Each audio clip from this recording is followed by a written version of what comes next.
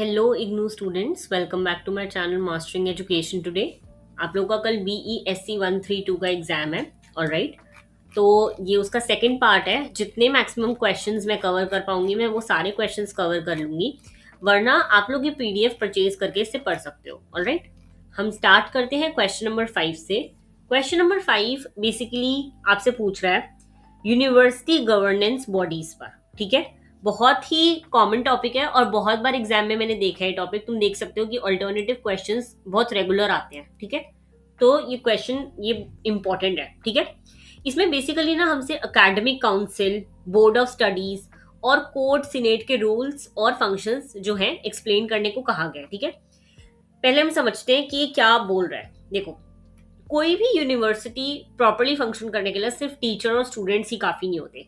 आपको पता है जैसे कि कॉलेजेस वगैरह जो होते हैं उसमें बहुत सारे लोग होते हैं, अलग अलग एडमिनिस्ट्रेशन डिपार्टमेंट और 10 चीजें होती हैं जो एक यूनिवर्सिटी को पूरी अच्छी तरह से फंक्शन करने में हेल्प करती है ना।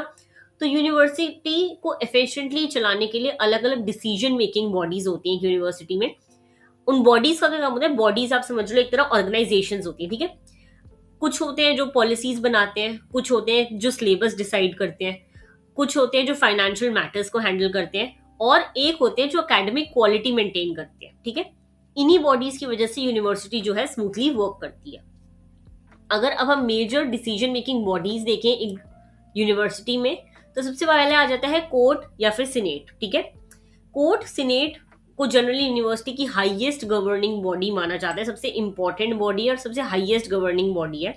ये ओवरऑल गवर्नेंस और पॉलिसी मैटर्स को सुपरवाइज करती है। ठीक है, यानी कि पूरा आपका जो भी हो रहा है कि यूनिवर्सिटी के अंदर वो कैसे होगा, क्या पॉलिसी बनाई जाएगी, वो सब। ठीक है, इसमें कौन कौन आते हैं आपको ये देखना है। चांसलर आपका जो हाईएस्ट होता है यूनिवर्सिटी में, आपका वाइस चांसलर, फैकल्टी, आपके गवर्नमेंट ने जो यहाँ पे लोग डाले हुए हैं, आपके एलुमनाई और eminent educationist and public figure, ये सारे जो हैं आपके कोर्ट सीनेट में आ जाते हैं। ठीक है, यानी यूनिवर्सिटी के डिफरेंट स्टेक होल्डर इस बॉडी का पार्ट होते हैं।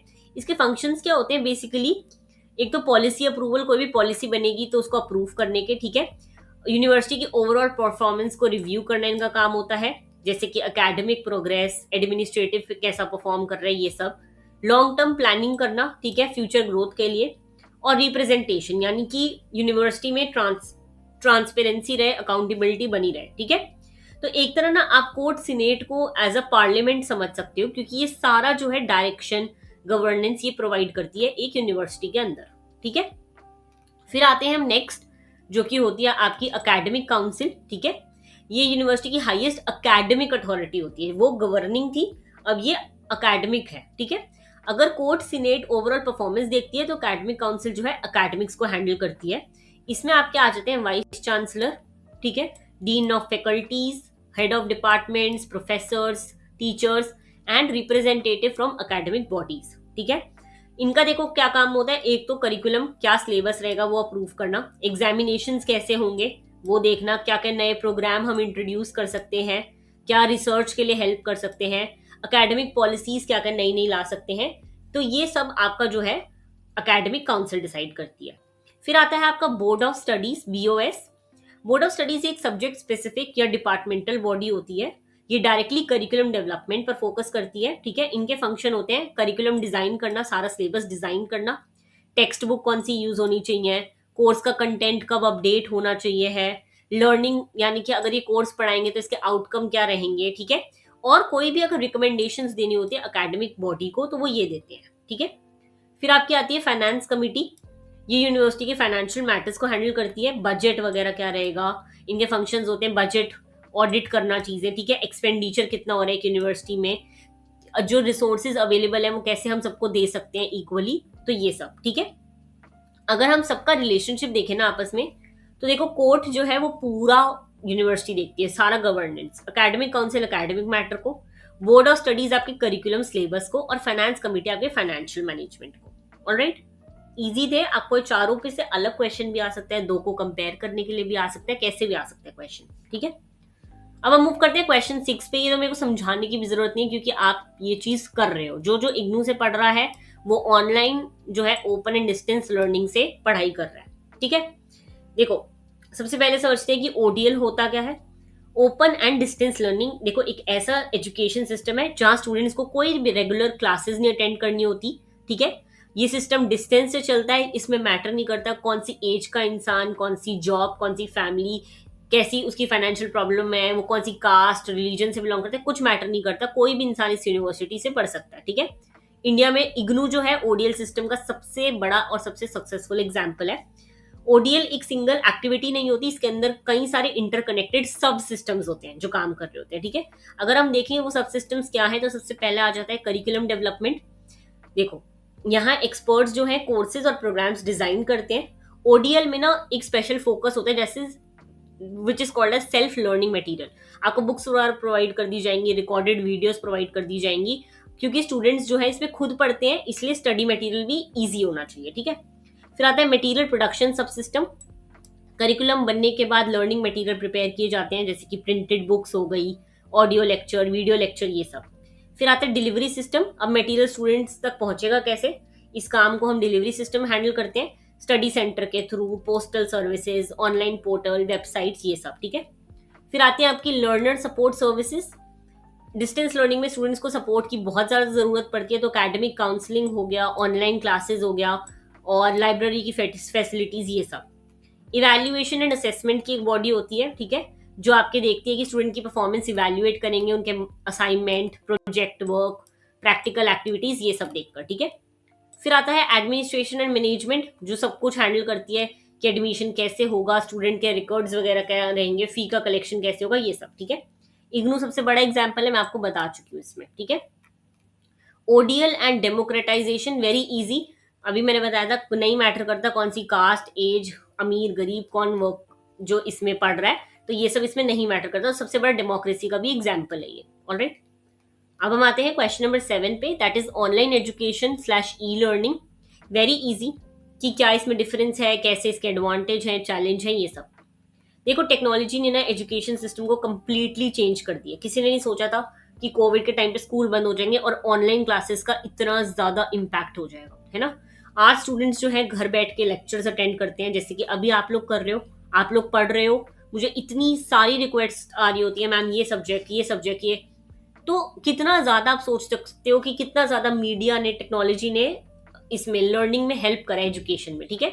इसी हम सिस्टम को ऑनलाइन एजुकेशन या ई सिस्टम कहते हैं। यहाँ पे घर बैठ के आप लेक्चर अटेंड करते हो, असाइनमेंट सबमिट करते हो और एग्जाम्स भी दे सकते हो, ठीक है। आज ये मॉडर्न एजुकेशन सिस्टम का बहुत इंपॉर्टेंट पार्ट बन चुके हैं।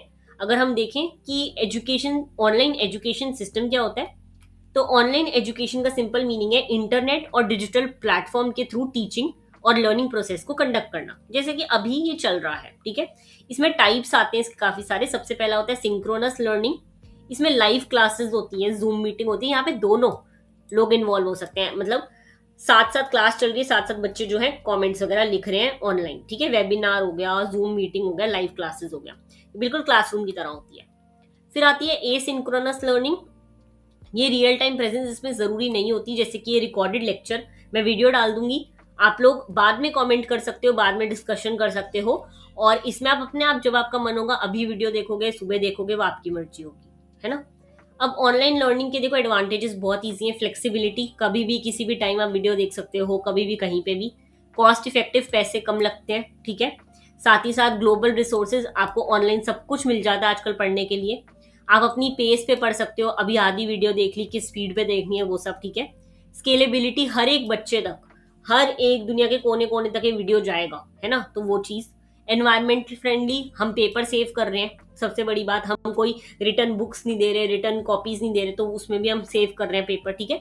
अगर हम रेगुलेटरी प्रोविजन देखें इंडिया में, तो गवर्नमेंट और रेगुलेटरी बॉडीज ने ऑनलाइन एजुकेशन को रेगुलेट करने के लिए कई सारे इनिशिएटिव लिए हैं, जैसे कि यूजीसी गाइडलाइंस है, यूनिवर्सिटी ग्रांट कमीशन ने ऑनलाइन प्रोग्राम्स के लिए गाइडलाइन इशू की हैं। इन गाइडलाइंस के थ्रू हायर एजुकेशन इंस्टीट्यूशन जो है ऑनलाइन कोर्सेज ऑफर कर सकते हैं। फिर आपका स्वयं प्लेटफॉर्म आ जाता है।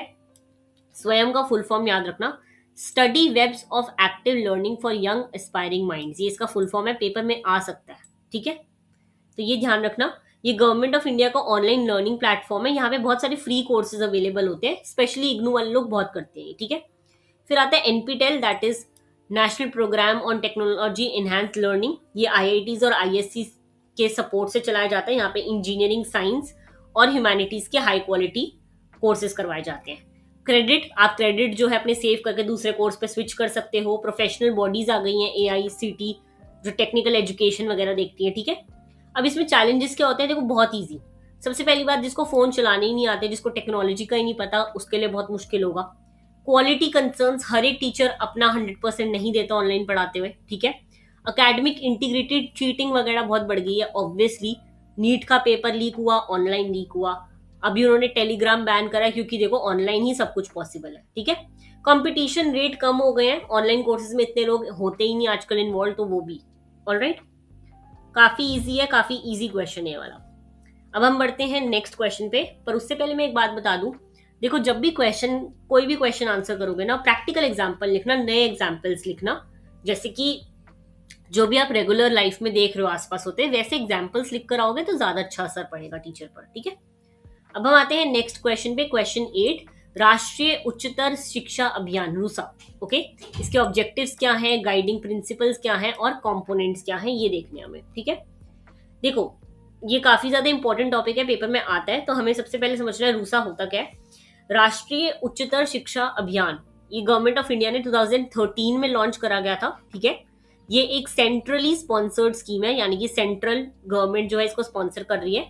इनका एम मेनली ये है कि स्टेट यूनिवर्सिटीज और कॉलेजेस की क्वालिटी जो है इंप्रूव करी जाए, ठीक है। बेसिकली हायर एजुकेशन को बेटर करना, उनको एक्सेसिबल बनाना और इंक्लूसिव बनाना, ये इनका मेन गोल है, ठीक है। अगर हम इसके ऑब्जेक्टिव्स देखें क्या है, तो एक तो क्वालिटी इंप्रूव करना हायर एजुकेशन की, ग्रॉस एनरोलमेंट, ज्यादा से ज्यादा बच्चे कॉलेज में एडमिशन लें, ठीक है। इक्विटी, यानी कि सब जो लोग हैं एक दूसरे को इक्वली ट्रीट करें, सबको एक्सेस हो, ठीक है। अकेडमिक एंड एडमिनिस्ट्रेटिव रिफॉर्म, यानी कि इंस्टीट्यूशन जो है और ज्यादा इफेक्टिव बने और ज्यादा हेल्पफुल हो।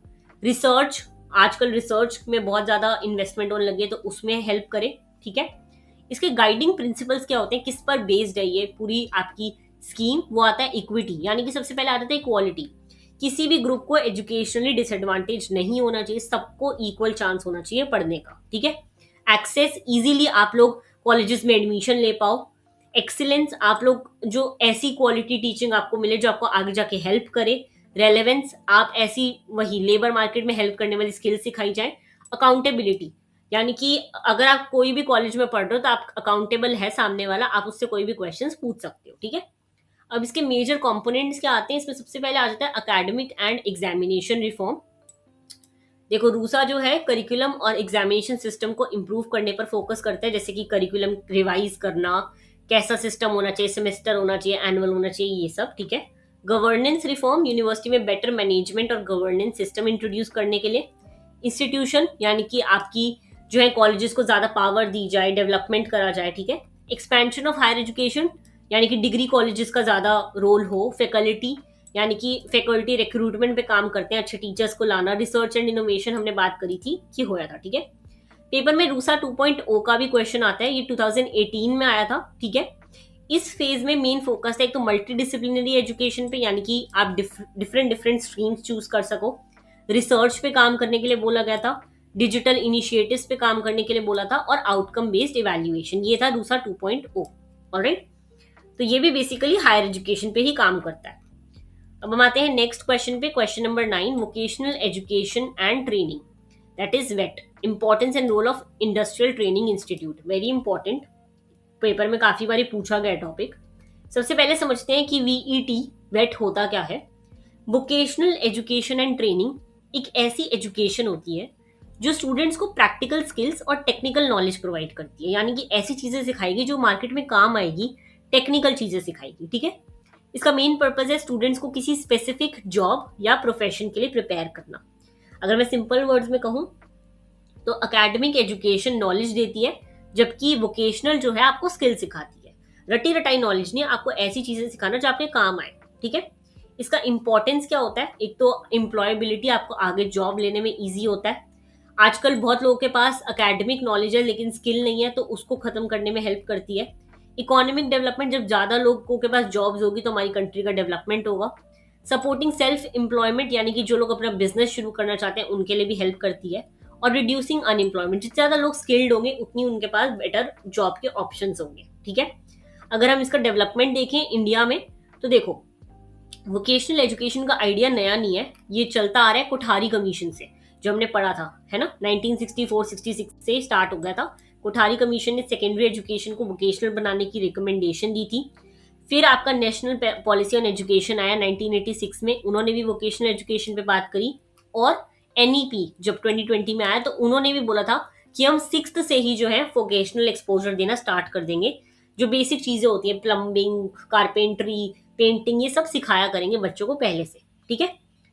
अब आते हैं नेक्स्ट टॉपिक पे, that is role of industrial training institutes. इनका क्या रोल है? देखो industrial training institutes vocational education के बहुत ही इंपॉर्टेंट इंस्टीट्यूशन में से एक है। इंडिया में गवर्नमेंट और प्राइवेट दोनों टाइप के आईटीआई अवेलेबल हैं, ठीक है। इनका काम क्या होता है? स्टूडेंट को प्रैक्टिकल और जॉब ओरिएंटेड ट्रेनिंग प्रोवाइड करना। इनके कोर्सेज जो होते हैं वो जनरली 1-2 साल के होते हैं। ट्रेनिंग कंप्लीट करने के बाद स्टूडेंट डायरेक्टली जो है इंडस्ट्रीज में जॉब ले लेते हैं, ठीक है। पॉपुलर अगर हम देखें इंडिया में कौन से हैं, तो जैसे कि आप देख सकते हो कोर्सेज क्या क्या अवेलेबल हैं। एक तो आ जाते हैं फिटर, इलेक्ट्रीशियन, वेल्डर, मैकेनिक, ये सारे जो है इनकी सबकी ट्रेनिंग प्रोवाइड करी जाती है, ठीक है। एम्प्लॉयमेंट में हेल्प करते हैं, ये स्किल डेवलपमेंट में हेल्प करते हैं, ठीक है। अब इसके साथ नेशनल स्किल क्वालिफिकेशन फ्रेमवर्क भी आपको पढ़ना जरूरी है, NSQF, ठीक है। ये एक कॉम्पिटेंसी बेस्ड फ्रेमवर्क है जो वोकेशनल और अकेडमिक एजुकेशन को कनेक्ट करता है। और इसका एडवांटेज ये है कि स्टूडेंट्स डिफरेंट लेवल पर लर्निंग कंटिन्यू कर सकते हैं, यानी कि आप एक कोर्स कर सकते हो, फिर कोई स्किल सीख सकते हो, फिर वापस अपनी पढ़ाई में वापस आ सकते हो, ठीक है। तो इजी था, कोई इतना डिफिकल्ट नहीं है। अब हम आते हैं क्वेश्चन नंबर 10 पे। प्रोबेबली ये लास्ट क्वेश्चन होगा इस वीडियो का।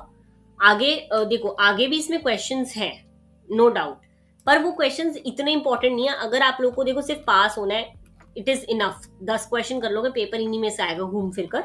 आगे वाले क्वेश्चन आप लोग कर सकते हो, आप लोग PDF परचेज कर सकते हो, बट मैं आपको यहाँ पे 10 क्वेश्चन ही कराऊंगी, ऑलराइट।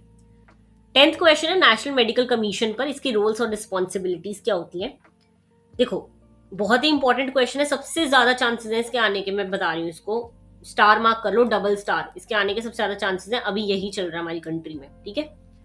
मेडिकल एजुकेशन ना किसी भी कंट्री की एक हेल्थ केयर सिस्टम की बैकबोन होती है। अगर किसी कंट्री में डॉक्टर की पढ़ाई नहीं होगी तो वहां पे डॉक्टर्स ही नहीं होंगे, है ना। अगर डॉक्टर्स प्रॉपरली ट्रेंड होंगे तभी हमारा हेल्थ केयर सर्विस इंप्रूव हो पाएगी। इंडिया में मेडिकल एजुकेशन को रेगुलेट करने के लिए पहले मेडिकल काउंसिल ऑफ इंडिया था, MCI, ठीक है। लेकिन MCI पर करप्शन और ट्रांसपेरेंसी से रिलेटेड कहीं एलिगेशंस लग गए थे, और इसकी वजह से गवर्नमेंट ने 2019 में जो है नेशनल मेडिकल कमीशन एक्ट निकाला था, और 2020 में नेशनल मेडिकल कमीशन एस्टैब्लिश हुआ, ऑलराइट। अब हम देखते हैं कि ये क्यों क्रिएट हुआ था NMC। देखो MCI को ना रिप्लेस करा था इसने, क्यों करा था? क्योंकि करप्शन, उन पे करप्शन के एलिगेशन लगे थे, ट्रांसपेरेंट नहीं थे, वो कुछ बताते नहीं थे सही, अप्रूवल प्रोसेस में बहुत इरेगुलरिटीज थी, और मेडिकल कॉलेजेस की जो क्वालिटी है वो कम हो रही थी। इसलिए गवर्नमेंट ने नया एक ज्यादा ट्रांसपेरेंट और अकाउंटेबल रेगुलेटरी बनाने के लिए नए काउंसिल को लेकर आई है, ठीक है। अब इसका इंपॉर्टेंस क्या है मेडिकल एजुकेशन में इंडिया में? तो देखो इंडिया की पॉपुलेशन बहुत लार्ज है और हेल्थ केयर नीड्स भी हमारी कंट्री की धीरे धीरे इंक्रीज हो रही है, ठीक है। तो क्वालिटी मेडिकल एजुकेशन हेल्प करती है कि डॉक्टर्स अच्छे बने और वो स्किल्ड हो, पब्लिक हेल्थ इंप्रूव हो, मेडिकल रिसर्च को प्रमोट करा जाए, तो इसलिए हमारी कंट्री में जरूरी था। अब इसकी रोल्स क्या होते हैं? एक तो इनका रोल होता है रेगुलेशन ऑफ मेडिकल एजुकेशन, यानी कि NMC जो है अंडर ग्रेजुएट और पोस्ट ग्रेजुएट मेडिकल एजुकेशन को रेगुलेट करती है। बेसिकली इंश्योर करती है कि MBBS और PG प्रोग्राम में क्वालिटी स्टैंडर्ड मेंटेन रहे, ठीक है। तो पूरी कंट्री में यूनिफॉर्म स्टैंडर्ड फॉलो हो, ये वो उनका काम है देखना। रिकॉग्निशन ऑफ मेडिकल कॉलेज, देखना कि कौन सा कॉलेज जो है जिसको ये प्रॉपर्ली डिक्लेयर कर सकते हैं मेडिकल कॉलेज। मेंटेनेंस करना उनका, ठीक है, उनका रजिस्टर वगैरह मेंटेन करना, उनको लाइसेंस वगैरह देना, ये सब में हेल्प करती है कॉलेजेस को। Conduct of national level examination, NEET जो है वो इन्हीं के अंडर होता है, ऑलराइट। आप NTA जो करते रहते हो वो इन्हीं के अंडर होता है। नीट भी, नेक्स्ट का एग्जाम भी, ये सारे जो है इनके अंडर होते हैं, ये इनके लाइसेंस प्रोवाइड करवाते हैं, ठीक है। Curriculum and academic standard maintain करती है कि मेडिकल एजुकेशन जो है मॉडर्न, जो उसमें रिक्वायरमेंट है वो उसमें बनी रहे। प्रोफेशनल एथिक्स, यानी कि मेडिकल प्रैक्टिस में आपको पता है कि कितने जरूरी है एथिक्स। अभी हमने बहुत ज्यादा देखा था, इंस्टाग्राम पे जो चल रहा था, जो एक डॉक्टर ने कमेंट करा था कैवियर पर, वो भी सारा कुछ प्रोफेशनल एथिक्स के अंडर आता है, ठीक है। इसका हम स्ट्रक्चर देखें तो क्या होता है, इसके अंदर 4 बोर्ड्स होते हैं। सबसे पहला आता है under graduate medical education board, फिर एक आता है पोस्ट ग्रेजुएट, फिर आता है medical assessment and rating board, और फिर आता है ethics and medical registration board. इनका काम होता है अंडर ग्रेजुएट का देखना, पोस्ट ग्रेजुएट देखना। इनका काम होता है मेडिकल इंस्टीट्यूशंस को अप्रूव करना, और इनका होता है कि सारे जो है एथिक्स फॉलो हो रहे हैं या नहीं। ऑलराइट, तो ये थे टॉप 10 क्वेश्चंस जो पेपर के लिए बहुत इंपॉर्टेंट है। आगे अगर हम देखें तो एक इसमें आ जाता है प्रोग्राम ऑफ एक्शन। ये क्वेश्चन जो है इतना ज्यादा तो नहीं देखा मैंने, बट आ सकता है। बेसिकली नेशनल एजुकेशन पॉलिसी पे बेस्ड है सारा, जितनी भी आई थी पहले। ऑलराइट, उसके बाद एक क्वेश्चन है globalization and Indian education, very important, कि ग्लोबलाइजेशन के बाद एजुकेशन कैसे चेंज हुई। देखो तुम्हें पता है ओवर जितनी भी बाहर की यूनिवर्सिटीज है उनके कैंपस यहाँ बनने लग गए हैं, हम लोग को क्वालिटी में इंप्रूव हुआ है, इंटरनेशनल स्टूडेंट्स यहाँ आते हैं, हम लोग वहां जाते हैं, टेक्नोलॉजी इंप्रूव हुई है, रिसर्च कोलैबोरेशन, ये सब ठीक है, तो ये डाल सकते हो। फिर आता है national council of education research and training, very important, आ सकता है क्वेश्चन, मैं नहीं कह रही ये नहीं आएगा, आ सकता है, एनसीईआरटी पे है। आप यहाँ पे मैं देखो दिखा रही हूँ, आप लोग देख सकते हो, एनसीईआरटी वाला एग्जाम्पल जरूरी है क्वेश्चन, ठीक है, मैं बता रही हूँ। Privatisation, public private partnership, very easy, education कैसे प्राइवेट हो गई है, प्राइवेट यूनिवर्सिटीज आ गई हैं, प्राइवेट कॉलेजेस आ गए हैं, प्राइवेट स्कूल्स आ गए हैं, तो कैसे ये सब आया ग्लोबलाइजेशन के बाद, आप इसका डाल सकते हो, ठीक है। उसके बाद हमारा लास्ट क्वेश्चन जो है वो टीचर ऑटोनॉमी पे, टीचर के पास, टीचर का रोल क्या होता है, टीचर के पास कितनी पावर होती है और कितनी वो जो है अपने आप जो है डिसीजन ले सकती है, ये उसके ऊपर है। ऑलराइट, मैंने 15 क्वेश्चन में देखो क्वेश्चंस तो डिस्कस कर ही लिए, शॉर्ट नोट्स वगैरह भी अवेलेबल है, तो तुम लोग अगर चाहते हो तो ये पीडीएफ मेरे से ले सकते हो। नीचे जो इंस्टाग्राम लिंक दे रखा है उस पर कॉन्टैक्ट करके तुम ये पीडीएफ परचेज कर सकते हो, बहुत ही बेसिक मिनिमम अमाउंट के लिए। ऑलराइट, बाकी अब हम मिलते हैं नेक्स्ट सब्जेक्ट की नेक्स्ट वीडियो में। All the very best, thank you so much.